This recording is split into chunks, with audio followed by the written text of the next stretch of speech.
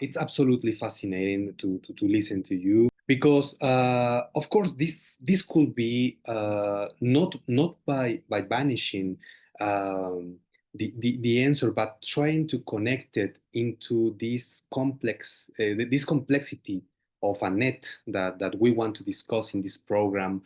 But when you said about it, when you say, for example, these plurilingual perspectives in India and this uh, beautiful chaos, we have chaos everywhere. I mean, not only in Mexico, in India, but we have it, of course, also in Ljubljana, in Slovenia. Because when you say this was really, really interesting for me because I was asking to myself, but also in Slovenia, there are many perspectives, plurilingual perspectives. You know, it's Italian, it's German, it's their own Slovenian, also English, and it's all the time it's getting involved with other perspectives.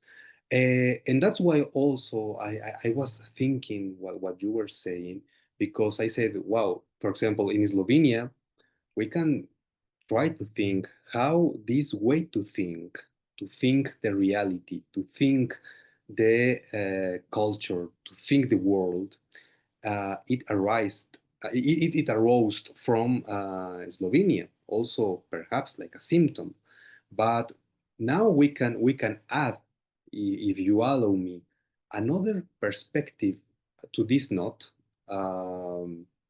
Literature, philosophy, psychoanalysis, but also what is involved is ideology.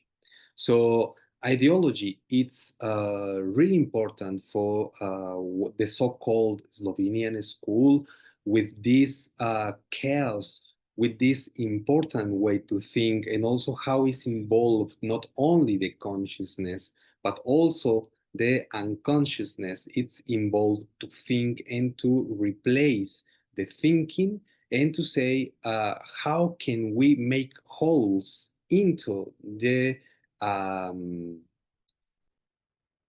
can I say into the well, I have the word in French, savoir, the knowledge, into the knowledge, and how from these perspectives how to think with these holes into the culture, and how to think symptomatically the culture itself. And that's what I want to ask you, just to introduce, perhaps just to have it like an introduction, and perhaps we can have, of course, another program with you, and to if you accept, if you agree to be here again, if you are not bored in this program. But just like an introduction, if you can tell us, not only from your perspective in India, but also from Arka, what what could be considered when we talk about Slovenian school? What can we have an approach in about this concept, this school that uses a word, a psychoanalytical, a Lacanian word, school. This is not randomly. This is not like an academia, like in Plato. This is talking about the way and perspectives of production, and to be involved with others, and just to get together, to be together, but also to be after a dissolution, something interesting in this. But I want to stop here and just, of course, to listen to you. Thank you, Esteban. No, so that's a great question. Maybe just to step back a little bit, and I feel where this whole question of ideological critique came into psychoanalysis, and I think this is one of the earliest steps that someone like Slavoj Žižek also takes in responding to this thought that already began, I feel, with someone like Althusser. So, of course, as we know, Althusser was someone who not only helped Lacan after the excommunication from IPA and helped him to find a new venue for the seminars in Seminar 11, which is, I think, if I'm not mistaken, the seminar where he first sort of shifts from Hospital Santan, the hospital setting, to the more sort of university kind of a setting. But anyway, I just to very briefly mention Althusser before we get to Ljubljana and the Slovenian school. Althusser brings in this idea of Lacanian mirror stage to talk about ideology, right? That ideology functions like a kind of imaginary mirror stage of sorts, which creates not just identifications, but to make it a bit more specific, I suppose, false identifications as well. We misrecognize ourselves in the mirror. We think the mirror image is us. And I think even though it's quite a basic point, one could say, for psychoanalytic thinkers, I think it's a very profound point in today's times. Because if we look at the way culture globally has where it has reached at this point, there is this tremendous impact of the imaginary. We cannot neglect the imaginary at all. And the imaginary very often almost gets treated as the truth. We see something on social media, we have not verified the image, we don't know whether that is the case. There were so many examples of this in the last few years where a lot of unverified images were shown across global media, and they were taken to be true, be it images of war, images of particular political crisis, or even sometimes very strong images of torture and so on. So I'm just trying to make a point about how Althusser used the Lacanian idea of the imaginary to bring in the question of ideology. And I think someone like Slavoj Žižek follows this tradition, which is an interesting point because we move from France and the knotting of philosophy and psychoanalysis in France to Slovenia, right? Where Žižek, and if we look at some of his earliest works, of course, he uses popular culture, most significantly cinema, to talk about these ideologies, right? Now, where does psychoanalysis come in as a form of ideological critique? I think I'm not specifically making a reference to one of his works, but generally with Zizek and also with someone like Zupančič, Mladen Dolar, and many of the Slovenian thinkers, we have this psychoanalytic understanding of ideology as something that is encrypted and almost made invisible in a discourse. So ideology is not going to be on the face and on the surface of the discourse. In fact, it will be encrypted, it will be hidden somewhere, or it will be perhaps concealed in a form. Now, to unconceal that, to unravel and show the link between ideology and that discourse, the discourse particular in question, would be one of the tasks of psychoanalytic ideological critique, right? So the critical function lies in seeing through the imaginary order, and also to see that it's a misrecognition. I am not my mirror image. Which is what we these days like to believe very often. That's what social media and these kinds of platforms make us almost obsessively believe that my profile picture, my social media presence is me. But that's like a mirror stage. And there are so many different ideological markers that are at work there. Now, to specifically come to Ljubljana and the Slovenian school, just to not to make it too personal or autobiographical, but very quickly to mention my own sort of contacts with them. I think when I was a PhD student in Australia, we I think I attended a conference with Tadei Troha, and that's how I started interacting with them. Of course, I had already read some of Zizek and Zupanchik's works and Dolar's work, especially the book on voice. So I was quite keenly interested in their works, it goes without saying. But that's how, and then when I visited a couple of times or participated in their conferences, of course, I met more colleagues there, Bostian and Peter Klepek and many others, and of course had the great opportunity to meet the the thinkers I've admired for a long time, Zizek and Zupanchik and Dolar. But to now bring this into some sort of a context, what I feel with all of them together, the school, what the school has been doing is, of course, ideological critique, but at the same time, there's a very interesting movement, not beyond it, but I would say there is a sort of expansion. And that expansion is something I find very interesting, because if we look at Zizek's work, there is this very strong interest, of course, in politics, in global popular culture and trends in popular culture, and reading that ideologically, especially in cinema and literature and many other forms. But with someone like Zupanchik, the shift that we see is this interest in reading Kant with Lacan or Nietzsche with Lacan. So it becomes more of an engagement between critical philosophy and psychoanalysis. Uh, of course, eventually to come down to a question of ethics, or in the book on Nietzsche and comedy, again, it's a different kind of an ethics vis-a-vis tragedy and comedy that she articulates. But I feel the movement is a little bit different. With Mladen Dolar's work, and I'm primarily thinking of the voice book here, it's very interesting how he brings in psychoanalysis, but in relation to technology, almost a history of technology and voice as a technological entity, and how it operates, and how we could bring in psychoanalysis to understand that.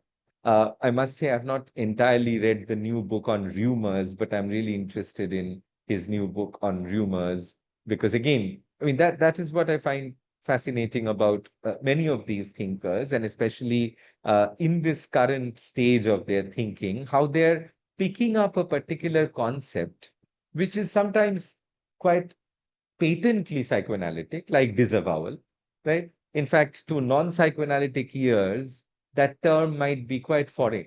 Someone might think, what is disavowal? Denial, yes, but what is disavowal, right?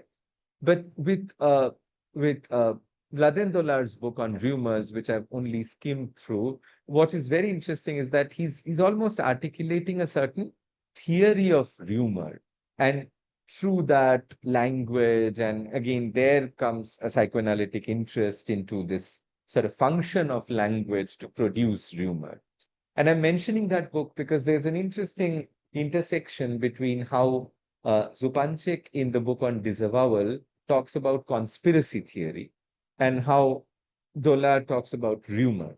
Because again, if we look at these are, whether it's conspiracy theory or rumor, these are contemporary symptoms, if you like. I mean, not that they have not been there in the past, of course they have been, but especially the way they read these contemporary cultural modes of disavowal or rumor mongering, that I think is another way in which they're doing a certain kind of cultural analysis, right? So I feel it, of course, has stayed true to its interest in philosophy and cultural analysis, ideology, psychoanalysis being a mode of thinking there, but it has also expanded beyond that initial idea of ideological critique.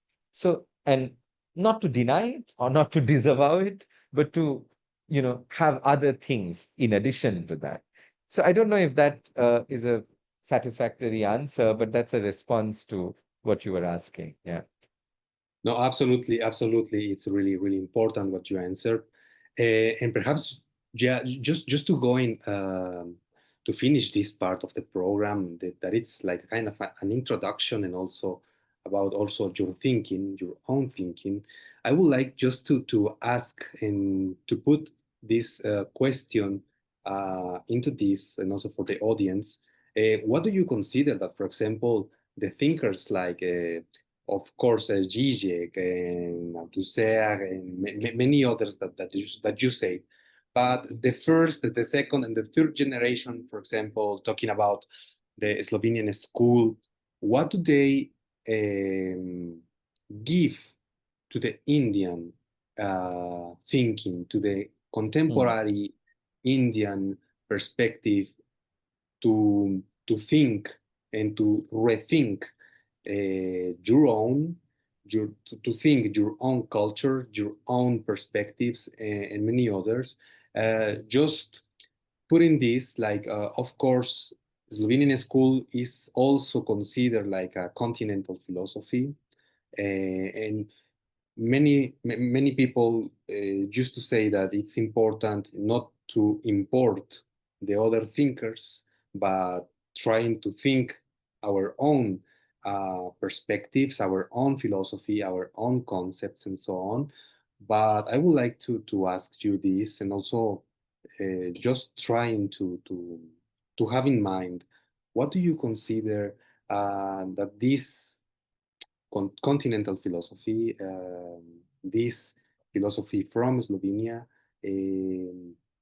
give to your own culture? Again, great question. Thank you, Esteban. I'll try at least to give one kind of response to this, because again, it might take a long time to give a very detailed response. But personally speaking, I feel, I mean, it's very interesting that psychoanalysis has had, even though it's a very, one could say it's a very minor presence, but it has almost always had a presence in a country like India, right from Freud's own times. And, we had in Calcutta, the city that I originally come from, an Indian Psychoanalytical Association established by Girindra Shekhar Bose, who was a pen friend, so to speak, of Freud. And, you know, he, he, uh, he got the Indian Psychoanalytical Association in a way, I think he made it a part of IPA, the International Psychoanalytic Association. So, in some sense, historically speaking, there has always been a psychoanalytic movement in India, but it has been scattered and it has never really been mainstream, to be honest. It has always been in the niches or in the peripheries. The mainstream, like a global tendency, we have this primarily a neurocognitive paradigm of mental health that dominates the sphere of psychotherapy and so on in India. But to now come to the specific question you were asking, I I have had I mean, it's not that I've written about all these things or produced a lot of work about all this so far, but I would be interested in doing that. I've always seen a lot of continuities between, let's say, the way in which Indian philosophy, and again, Indian philosophy is a very complex tradition, not one, but many. But what we broadly call Indian philosophy has almost always had an idea of the unconscious. Again, maybe a very philosophical idea of the unconscious, not a psychoanalytic one. But it's very interesting that someone like Bose, whom I mentioned, India's first psychoanalyst, Freudian psychoanalyst, to put it like that, even though he was not always, he developed his own theories, I should also say, was not a very copybook Freudian.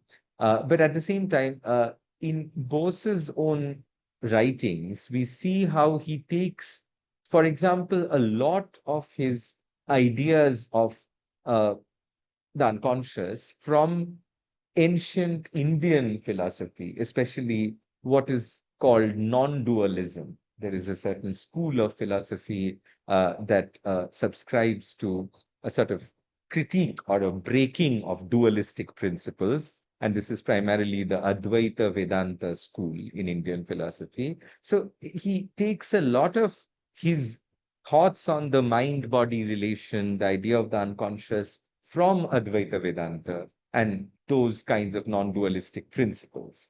So again, what is very interesting is that there is already a dialogue happening between Indian philosophy and a certain Indian psychoanalytic movement, right? And later on, of course, with someone like Sudhir Kakar, who is perhaps more widely known because he wrote in English. I mean, Bose also wrote in English in parts, but Sudhir Kakar's name, I think, is much more widely traveled in that sense as a psychoanalytic, as an Ericksonian psychoanalytic sociologist, to be more specific. So Sudhir Kakar's works, again, bring in a lot of public culture of religion in India and make that a point of interaction with psychoanalysis. Now, if we look at all this and then think of the Slovenian school and what it might add to this existing interaction between psychoanalysis and culture, because with Kakar's work, that's what he does. He uses psychoanalysis to do a lot of cultural analysis from questions. So he reads a lot of Hindu mythology through psychoanalysis, right? So how, for example, the figure of Krishna in the Indian philosophy of love, how that becomes a sort of pointer for him to read psychoanalysis into the cultures of love and sexuality in India. And the figure of Krishna plays a very important role for him there. So we already have this kind of, let's say, a loose model, not a very tight and rigid model, but a loose framework of reading culture through psychoanalysis. Now, what does the ideological critique add to this? I mean, I've been thinking quite a bit about this of late, because that's not something, to be fair, that's not something that someone like Sudhir Kakar or someone like Girindra Shekhar Bose would do. So they do a lot of cultural analysis through psychoanalysis, but not necessarily on this very strong ideological point. So I think ideological framework is something that Slovenian school can help us think various kinds of Indian cultures. And when I say Indian cultures, of course, it is all these different religions we have in India. It is about all these different languages we have in India, because there is such intrinsic multiculturalism in a country like India that I feel psychoanalysis, which doesn't have a very majoritarian position on culture, it allows for, because if you look at psychoanalysis, that's the beauty of it, I feel, that it allows everyone their singular subjectivity, and yet there is some sort of a collectivization, not a totality, but some sort of a collectivization, right? I'm not saying collective unconscious or something like that, because that would be a debatable point, but some kind of a formation of a collective that happens through or happens even when the subjects are all uniquely different, uniquely singular in their own ways, right? So I feel there is a lot that one could do with analyzing specific questions like identity in India.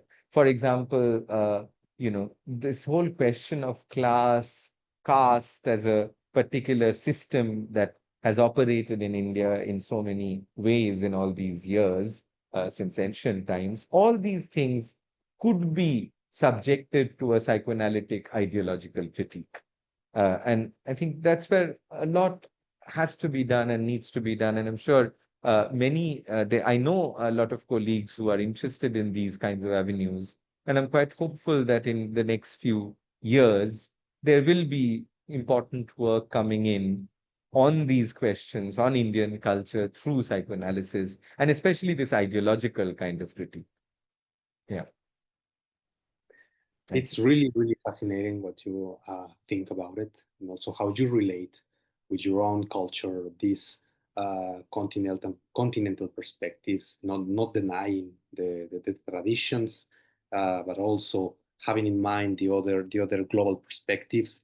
And I am really, really pleased that to have you here like a guest. And I want to add that this program is your house also, a small house, but important to tell you here in Latin America, and just a kind of a window just to also to spread a little bit more your thinking in these areas. And I am really, really happy that you stayed here with us talking about these fascinating and these passionating topics about philosophy, literature, psychoanalysis, and also your own perspective about these disciplines.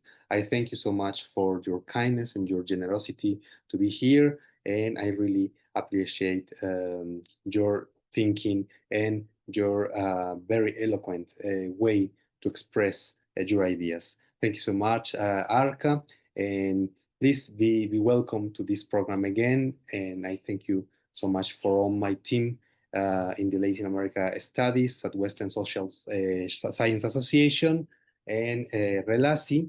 And I thank you so much for your kindness again. Thank you very much for having me, and it was wonderful talking to you. And thank you very much to everyone who played a role in organizing this. I'm very happy to be here. I would love to come back. Thank you, Esteban.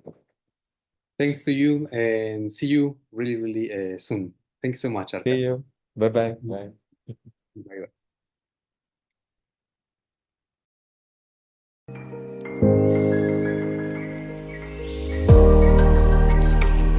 Por 30 minutos. Informamos, reflexionamos y analizamos los diversos desafíos de la región desde la mirada de exponentes internacionales. Somos la red de estudios latinoamericanos y la cultura chicano-ibérica, somos Relasi.